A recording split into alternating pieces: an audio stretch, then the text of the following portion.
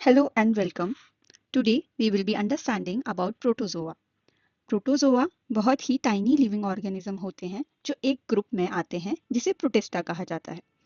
इन्हें सब kingdom protozoa के अंडर रखा जाता है। ये ऑर्गेनिज्म यूनिसेलुलर होते हैं, मतलब इनका पूरा बॉडी सिर्फ एक ही सेल से बना होता है। इतने छोटे होने के बावजूद कुछ प्रोटोजोआ नेकेड आई से भी दिख सकते हैं, लेकिन ज्यादातर को देखने के लिए माइक्रोस्कोप की जरूरत होती है। प्रोटोजोआ टर्म सबसे पहले साइंटिस्ट गोल्डफर्स ने दिया था। अब ये समझना इंपॉर्टेंट है कि ऑल्दो प्रोटोजोआ सिर्फ एक सेल के बने होते हैं, ये सिंगल सेल काफी हाईली ऑर्गेनाइज्ड होता है। इस सेल के अंदर डिफरेंट स्पेशलाइज्ड पार्ट्स होते हैं जिसे ऑर्गेनेल्स कहा जाता है, और हर ऑर्गेनेल का अपना स्पेसिफिक फंक्शन होता है, बिल्कुल हायर एनिमल्स के ऑर्गन्स की तरह। इसी वजह से प्रोटोजोआ डाइजेशन, मूवमेंट और रिप्रोडक्शन जैसे सारे लाइफ प्रोसेसेस एक ही सेल के अंदर परफॉर्म कर पाते हैं। अगर हम प्रोटोजोआ का कंपैरिजन रिकेट्शिया से करें तो एक मेजर डिफरेंस दिखता है। प्रोटोजोआ यूकैरियोटिक होते हैं, यानी इनमें वेल डिफाइंड न्यूक्लियस और प्रॉपर ऑर्गेनेल्स प्रेजेंट होते हैं। इनके पास एक सेल कवरिंग भी होता है। दूसरी तरफ रिकेट्शिया प्रोकैरियोटिक होते हैं, बैक्टीरिया की तरह, जिसमें प्रॉपर न्यूक्लियस और वेल डेवलप्ड ऑर्गेनेल्स नहीं होते। हम प्रोटोजोन सेल के अंदर जाके उसकी स्ट्रक्चर को समझते हैं। सबसे इंपॉर्टेंट पार्ट होता है न्यूक्लियस। प्रोटोजोआ में न्यूक्लियस एक ट्रू न्यूक्लियस होता है, यानी ये मेम्ब्रेन से प्रॉपरली इनक्लोज्ड होता है, जैसे बाकी यूकैरियोटिक सेल्स में होता है।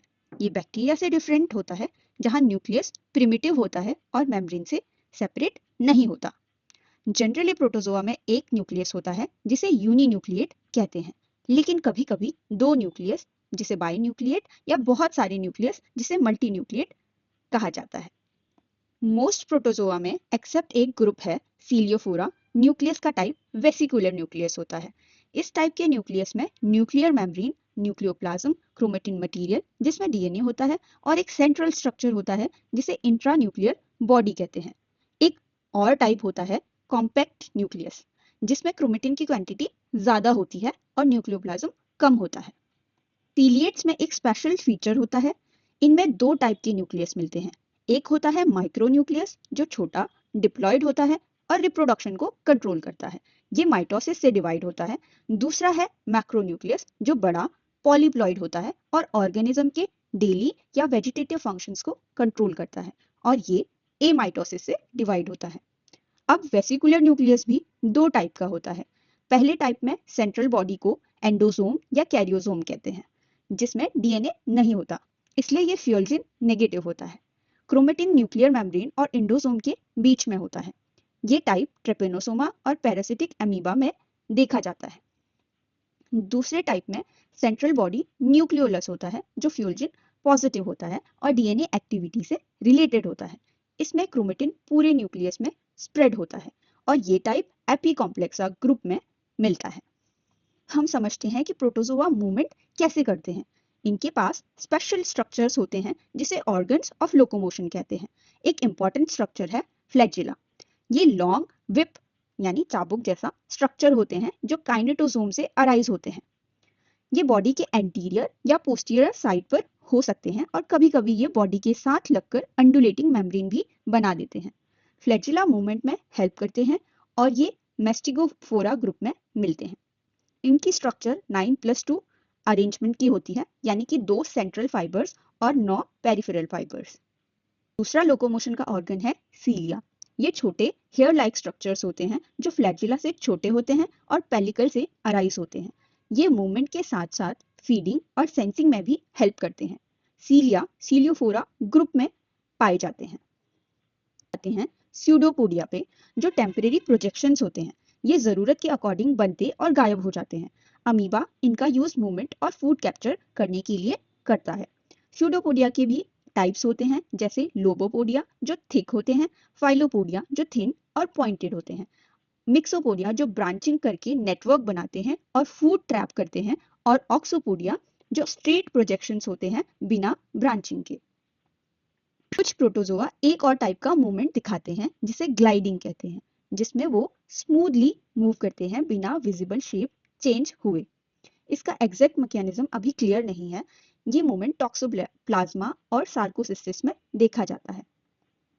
अब बात करते हैं प्रोटोजोआ के साइटोप्लाज्म की।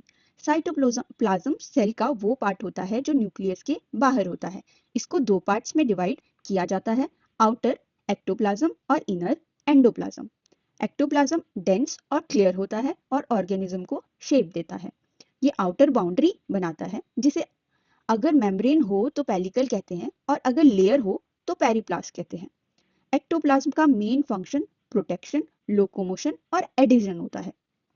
इनर पार्ट यानी एंडोप्लाज्म ज्यादा फ्लूइड और ग्लैनुलर होता है, क्योंकि इसमें food vacuoles, glycogen, fat droplets, proteins और दूसरे इंक्लूजन्स होते हैं। इसमें माइटोकॉन्ड्रिया और भी बाकी ऑर्गेनेल्स प्रेजेंट होते हैं। एंडोप्लाज्म मेनली न्यूट्रिशन और रिप्रोडक्शन के फंक्शंस परफॉर्म करता है। देखें तो प्रोटोजोआ एक सिंगल सेल ऑर्गेनिज्म होने के बावजूद काफी हाईली ऑर्गेनाइज्ड होते हैं और एक ही सेल के अंदर एफिशिएंटली सारे लाइफ प्रोसेसेस परफॉर्म कर सकते हैं। अंडरस्टैंड मेटाबॉलिज्म इन प्रोटोजोआ, स्पेशली कैसे ये फूड लेते हैं, डाइजेस्ट करते हैं, वेस्ट रिमूव करते हैं और अपनी सराउंडिंग्स पर रिस्पॉन्ड करते हैं। डिफरेंट टाइप्स ऑफ न्यूट्रिशन दिखाते हैं, मतलब फूड ऑब्टेन और यूज करने के अलग अलग तरीके। सबसे पहला है ऑटोट्रॉफिक न्यूट्रिशन, जिसमें ऑर्गेनिज्म कंप्लीटली इनऑर्गेनिक सब्सटेंसेस पर सरवाइव करता है। इस टाइप में प्रोटोजोआ अपना खुद का फूड प्रिपेयर करते हैं बाय सिंथेसाइजिंग प्रोटीन्स, कार्बोहाइड्रेट्स और lipids from simple inorganic materials. ये टाइप ऑफ न्यूट्रिशन मेनली एक ग्रुप में देखा जाता है, जिसे फाइटोफ्लैजेलेट्स कहा जाता है। न्यूट्रिशन का एक स्पेशल फॉर्म भी होता है, जिसे कहते हैं होलोफाइटिक न्यूट्रिशन। इस प्रोसेस में प्रोटोजोआ कार्बोहाइड्रेट्स प्रिपेयर करते हैं यूजिंग क्लोरोफिल, बिल्कुल प्लांट्स की तरह। ये क्लोरोफिल क्रोमेटोफोर नाम के स्ट्रक्चर में प्रेजेंट होता है, जो साइज, शेप और नंबर में वेरी कर सकते हैं। ये टाइप ही फाइटोफ्लैजेलेट्स की कैरेक्टरिस्टिक फीचर है। आता है होलोजोइक न्यूट्रिशन, जो एनिमल्स जैसा होता है। इसमें प्रोटोजोआ सॉलिड फूड पार्टिकल्स लेते हैं, जो प्री फॉर्म्ड फूड या होस्ट टिश्यू भी हो सकता है। फूड एक माउथ लाइक स्ट्रक्चर के थ्रू अंदर लिया जाता है। कुछ प्रोटोजोआ जैसे अमीबा में ये माउथ टेम्परेरी होता है, जो सूडोपोडिया एक्सटेंड करके फूड पार्टिकल को इनकल्फ करने पर बनता है। दूसरी तरफ स्पेशली सीलिएट्स में एक परमानेंट माउथ होता है, जिसे साइटोस्टोम कहते हैं। ये साइटोस्टोम सिंपल हो सकता है या एक ट्यूब लाइक स्ट्रक्चर साइटोफेरिंक्स तक लीड कर सकता है। साइटोस्टोम के अराउंड सीलिया होते हैं, जो फूड को अंदर पुश करने में हेल्प करते हैं। माउथ के ही आसपास का एरिया जो होता है उसे पेरिस्टोम कहते हैं। जब फूड सेल के अंदर आता है तो साइटोप्लाज्म में फूड वैक्यूल बनता है, जहां डाइजेशन होता है। डाइजेशन के बाद जो अनडाइजेस्टेड वेस्ट बचता है, वो या तो टेम्परेरी ओपनिंग से या एक परमानेंट ओपनिंग, जिसे साइटोपाइक कहते हैं, उसके थ्रू बाहर निकाल दिया जाता है, जो सेल एनस की तरह काम करता है। यानी कि साइटोपाइक जो है एक सेल एनस की तरह काम करेगा। एक और इम्पॉर्टेंट मेथड है पिनोसाइटोसिस, जिसमें प्रोटोजोआ लिक्विड फूड लेते हैं। इस प्रोसेस में सेल मेम्ब्रेन इनवर्ट पिंच करके छोटे वेसिकल्स बनाता है, जो न्यूट्रिएंट कंटेनिंग फ्लूइड को ट्रैप कर लेते हैं। ये वैक्यूल्स फिर सेल के अंदर मूव करके डाइजेशन के लिए यूज होते हैं। कुछ प्रोटोजोआ में बहुत छोटे ओपनिंग्स होते हैं, जिसे माइक्रोपोर्स या माइक्रोपाइल्स कहते हैं, और कभी-कभी इन्हें साइटोस्टोम्स भी कहा जाता है। इनके थ्रू ये फ्लूइड्स या बहुत छोटे सॉलिड पार्टिकल्स भी ले सकते हैं। ये टाइप ऑफ फीडिंग पैरासाइट्स जैसे आइमीरिया और प्लाज्मोडियम में देखा जा सकता है। टाइप है सेप्रोजोइक न्यूट्रिशन। जैसा नाम से पता चल रहा है, सेप्रोजोइक, जिसमें प्रोटोजोआ फूड पार्टिकल्स इंजेस्ट नहीं करते, बल्कि डिसॉल्व्ड न्यूट्रिएंट्स डायरेक्टली अपने बॉडी सरफेसेस के थ्रू एब्जॉर्ब कर लेते हैं। ये प्रोसेस सिंपल ऑस्मोसिस के थ्रू होता है। अब आते हैं एक्सक्रीशन पर, मतलब वेस्ट मटेरियल्स का रिमूवल। प्रोटोजोन में वेस्ट जनरली बॉडी सरफेस या सेल वॉल के थ्रू रिमूव होता है। सीलिएट्स में वेस्ट साइटोपाइप के थ्रू भी निकलता है, जो साइटोस्टोम के अपोजिट साइड पर होता है। एक और इम्पॉर्टेंट स्ट्रक्चर है कॉन्ट्रैक्टाइल वैक्यूल, जो सिंपल भी हो सकता है या कैनाल्स के साथ कनेक्टेड हो सकता है। ये structure specially fresh water protozoan में वाटर बैलेंस मेंटेन करने के लिए इंपॉर्टेंट होता है। क्योंकि ये एक्सेस वाटर को सेल से बाहर निकाल देता है।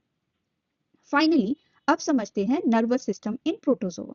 प्रोटोजोआ में हायर एनिमल्स जैसा ट्रू नर्वस सिस्टम नहीं होता, लेकिन इनमें कुछ स्ट्रक्चर्स होते हैं जो इन्हें अपने इन्वायरमेंट को सेंस करने और रिस्पॉन्ड करने में हेल्प करते हैं।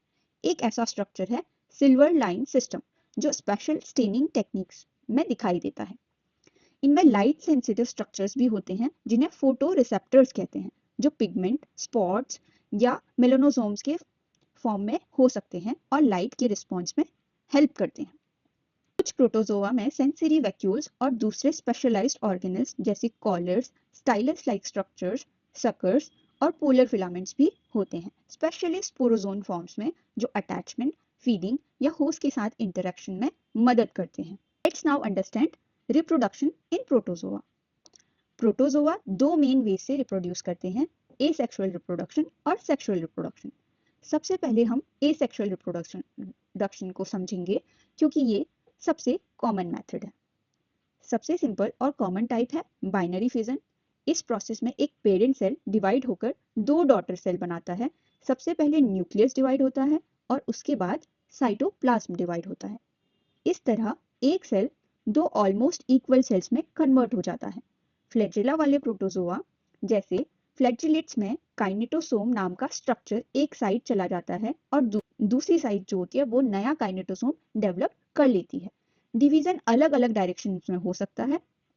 फ्लैजिलेट्स में ये यूजुअली लॉन्गिट्यूडनल होता है, यानी बॉडी की लेंथ के अलोंग, जबकि सीलिएट्स में ये ट्रांसवर्स होता है, यानी बॉडी के अक्रॉस। वेसिकुलर न्यूक्लियस वाले प्रोटोजोआ और सीलिएट्स में माइक्रोन्यूक्लियस माइटोसिस से डिवाइड होता है, जबकि मैक्रोन्यूक्लियस एमाइटोसिस से डिवाइड होता है। एक और इम्पॉर्टेंट मेथड है जिसे साइजोगोनी कहते हैं, जो कॉमनली एपीकॉम्प्लेक्सा ग्रुप में देखा जाता है। इस प्रोसेस में न्यूक्लियस पहले मल्टीपल टाइम्स डिवाइड होता है और उसके बाद साइटोप्लाज्म डिवाइड होता है। इस तरह एक ही सेल एक साथ बहुत सारी डॉटर सेल्स बना देती है। इस स्टेज में पेरेंट सेल को मेरोन्ट या साइजोन्ट, सेगमेंटर या एगैमोन्ट कुछ भी कहते हैं।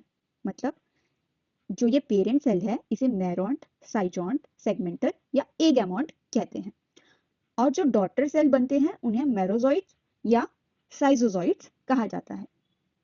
अब ये जो डॉटर सेल्स हैं उनके फ्यूचर फंक्शन के बेसिस पर दो टर्म यूज किए जाते हैं। जो डॉटर सेल्स बनी या तो उन्हें एगैमोन्ट कहेंगे या गैमोन्ट कहेंगे। अगर साइजोन से बने मेरोजोइट्स फिर से एसेक्सुअल मल्टीप्लिकेशन करते हैं साइजोगोनी के थ्रू, तो उसे एगैमोन्ट कहते हैं। लेकिन अगर ये मेरोजोइट्स सेक्सुअल फॉर्म्स यानी कि गैमेटोसाइट्स में डेवलप होने लगते हैं और सेक्सुअल फेज स्टार्ट करते हैं, तो उसे गैमोन्ट कहते हैं। अगला मेथड है बडिंग, जिसमें नए इंडिविजुअल्स पेरेंट सेल के साइड से छोटे आउटग्रोथ्स के फॉर्म में बनते हैं। एक छोटा बर्ड पेरेंट पर बनता है, धीरे धीरे ग्रो करता है और फिर सेपरेट होकर नया ऑर्गेनिज्म बना देता है। ये डिवीजन कभी कभी एमाइटोसिस जैसा भी लगता है। बडिंग इंटरनल भी हो सकती है और एक्सटर्नल भी, और कितने बर्ड्स बनेंगे ये स्पीशीज पर डिपेंड करता है। बडिंग के भी डिफरेंट टाइप्स होते हैं, जैसे इंडोडायोजेनी एक टाइप का इंटरनल बडिंग है जिसमें दो डॉटर सेल्स मदर सेल के अंदर बनते हैं, और जब ये रिलीज होते हैं तो मदर सेल डिस्ट्रॉय हो जाती हैं। ये ऑर्गेनिजम्स जैसे टॉक्सोप्लाज्मा और सार्कोसिस्टिस में देखा जाता है। अगर दो से ज्यादा डॉटर सेल्स इंटरनल बडिंग से बनते हैं तो उसे एंडोपॉलीजेनी कहते हैं, और अगर बहुत सारे डॉटर सेल्स एक्सटर्नल बडिंग से बनते हैं तो उसे एक्टोपॉलीजेनी कहते हैं। अब हम आते हैं सेक्सुअल रिप्रोडक्शन पर। इसको दो में सेक्सुअल रिप्रोडक्शन जो है उसके दो मेन टाइप्स होते हैं, कॉन्जुगेशन और सिंगेमी। कॉन्जुगेशन सीलिएट्स में देखा जाता है, जहां दो प्रोटोजोआ एक दूसरे के पास आते हैं और टेम्परेरीली फ्यूज हो जाते हैं। इस प्रोसेस के दौरान उनकी माइक्रोन्यूक्लियाई मल्टीपल टाइम्स डिवाइड करते हैं और हर ऑर्गेनिज्म का एक हैप्लॉइड न्यूक्लियस दूसरे ऑर्गेनिज्म में एक्सचेंज हो जाता है। एक्सचेंज के बाद दोनों ऑर्गेनिजम्स सेपरेट हो जाते हैं और उनके न्यूक्लियस का रीऑर्गेनाइजेशन होता है। ये प्रोसेस जेनेटिक वेरिएशंस में हेल्प करता है। दूसरा प्रोसेस है सिंगेमी। सिंगेमी में दो गैमेट्स फ्यूज होते हैं और एक जाइगोट बनाते हैं। अगर गैमेट्स साइज में सेम होते हैं तो उन्हें आइसोगैमेट्स कहते हैं और प्रोसेस को आइसोगैमी कहते हैं। अगर गैमेट्स साइज में डिफरेंट होते हैं तो उन्हें एनआइसोगैमेट्स कहते हैं और प्रोसेस को क्या बोला जाएगा, एनआइसोगैमी या हेटेरोगैमी। यूजुअली छोटा गैमेट माइक्रोगैमेट होता है जो मोटाइल होता है और रिपीटेड माइटोटिक डिवीजन से बनता है। बड़ा गैमेट मैक्रोगैमेट होता है जिसमें ज्यादा साइटोप्लाज्म और फूड रिजर्व होता है और ये जनरली नॉन मोटाइल होता है, ओवम की तरह। ये गैमेट्स स्पेशल सेल्स से बनते हैं जिसे गैमॉन्स कहते हैं, जिसमें माइक्रोगैमेटोसाइट्स और मैक्रोगैमेटोसाइट्स शामिल होते हैं। गैमेट फॉर्मेशन के प्रोसेस को गैमोगोनी या गैमेटोगोनी कहते हैं। फर्टिलाइजेशन के बाद जाइगोट बनता है और फिर आता है नेक्स्ट प्रोसेस जिसे स्पोरोगोनी कहते हैं। इस प्रोसेस में जाइगोट डिवाइड होकर बहुत सारे इन्फेक्टिव स्टेजेस बनाता है जिसे स्पोरोजोइट्स कहते हैं।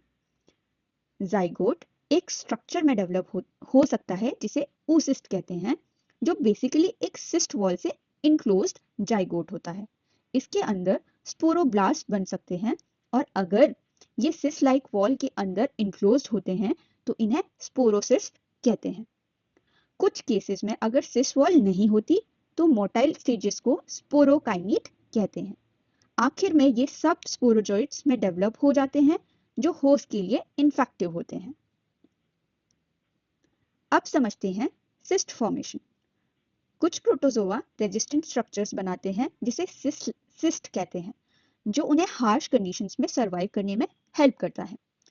सिस्ट तब बनता है जब प्रोटोजोन अपने अराउंड एक थिक प्रोटेक्टिव वॉल बना लेता है।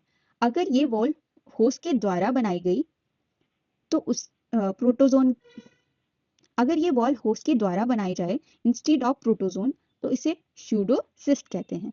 अगर ऑर्गेनिज्म के अंदर एक या ज्यादा इंडिविजुअल के अराउंड थिक वॉल बन जाए तो उसे स्पोर कहते हैं। हर सिस्ट या स्पोर के अंदर एक या ज्यादा स्पोरोजोइट्स हो सकते हैं।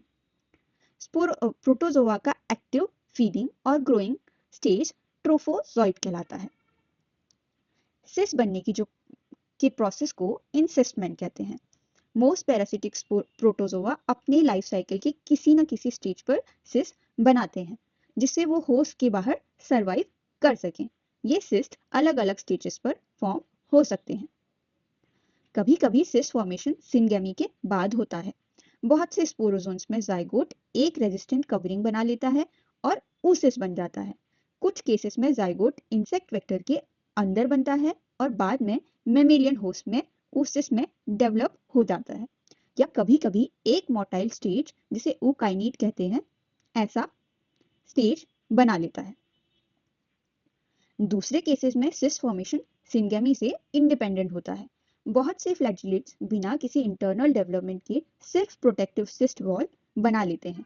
अमीबा में जब इंसिस्टमेंट होता है तो न्यूक्लियस सिस्ट के अंदर मल्टीपल टाइम्स डिवाइड कर सकता है। कभी कभी सिस्ट होस्ट के टिश्यूज में भी मिलते हैं जहां वॉल होस्ट की रिएक्शन से बनती है। इसका एक एग्जाम्पल है मिक्सचर्स ट्यूबुल्स जो सार्कोसिस्टिस में देखे जा सकते हैं।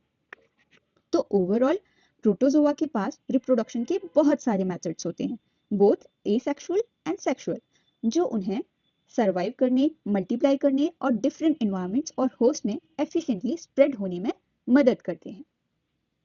Thank you for a patient listening. मिलते हैं नेक्स्ट लेक्चर में।